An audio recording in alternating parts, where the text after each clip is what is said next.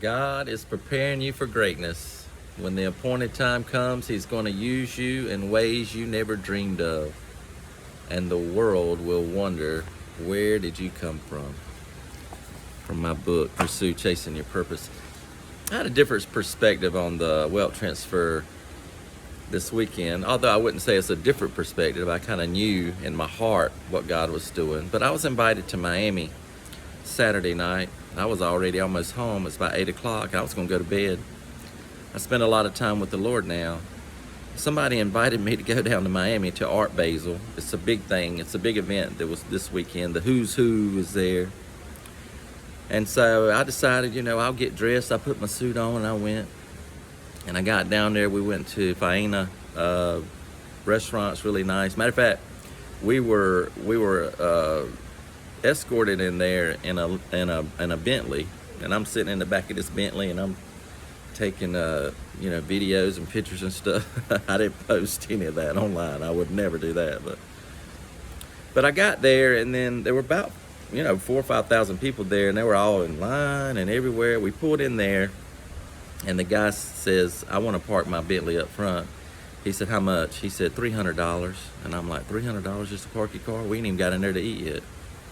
So we go in, and I'm in there, and it's, typical Miami. DJs, boom, boom, boom, music. Everybody's dressed nice. Everybody's dancing and drinking and all that stuff. And so I go in, and I'm just went because this person asked me to go. He's meeting 4 other people there. We go in and we sit down, and I mean, it's the who's who. I'm looking around, and this place is flush. And we eat, and we begin to eat, and I just decided to get up from the table and just go walk around. Because it's right on the beach, Faena is. And I walk out, they got a big library out there, and they've got a big dinosaur there, a real huge dinosaur. You should look this place up.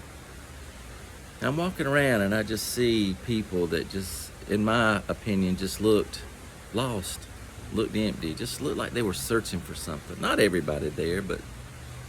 And I started thinking about how God has been crushing me over the last couple of years. I mean, I've got to where I don't even go out much. I just kind of stay at home. I spend more time with the Lord. I would rather had gone through this process and God get me to where I am right now. And it's been a process. It's almost been like a wild horse, out in the pasture.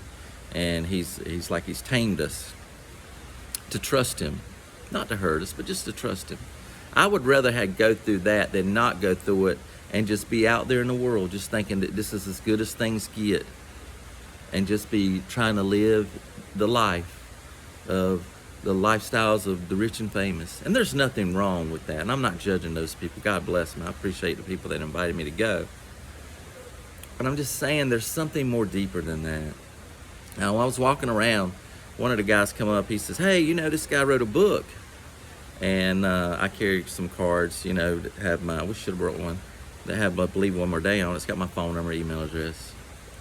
And the girl said, "Hey, I want one." I gave this lady one, and I gave this other guy one. And they started asking me about my book. And the guy says, "Well, he has a YouTube channel now." I just started telling him about the book, YouTube channel. He said, "I'm going to order it." And this other guy came up, "I'm going to order it." It's really cool.